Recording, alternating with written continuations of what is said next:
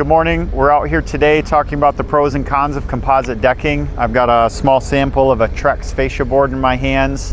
And Trex is our primary brand that we install here at Property Revolution for composite decking.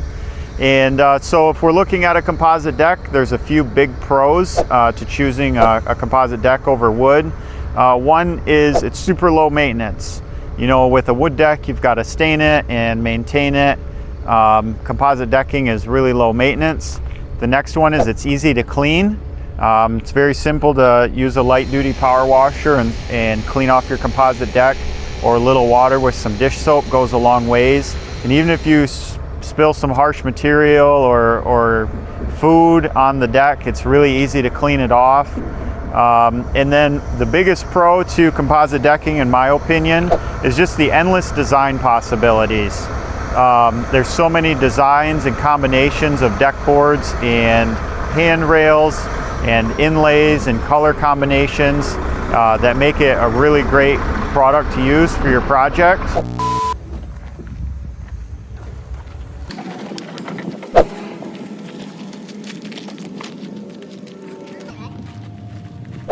So we've talked about a couple of pros with composite decking. Now we're going to talk about a couple of cons. One of the disadvantages to composite decking, if you're not sure which brand to use, is some of the brands of composite decking can be unreliable.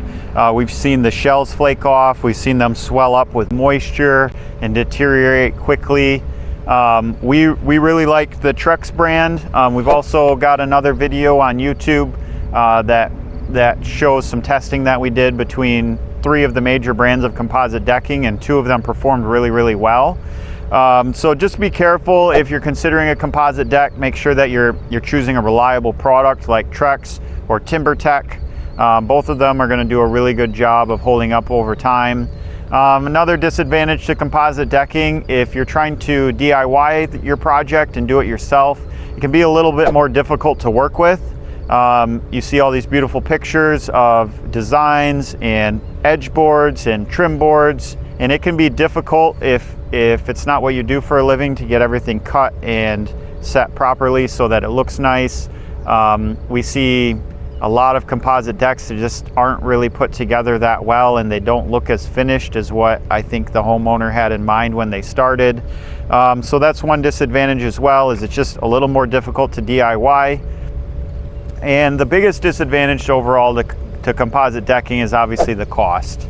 It's a significantly larger investment to get composite material than treated lumber, but there are some things that offset that cost over time. You know, treated lumber, you've got to stain it and maintain it. You know, there's a big investment there if you're putting products on it to treat it every 3 years. And composite decking is low maintenance, so over time you gain some of that expense back. But with a composite deck, your expense is kind of front loaded. You're paying up front for something that's going to be lower maintenance over time. So that's definitely a deterrent for some people.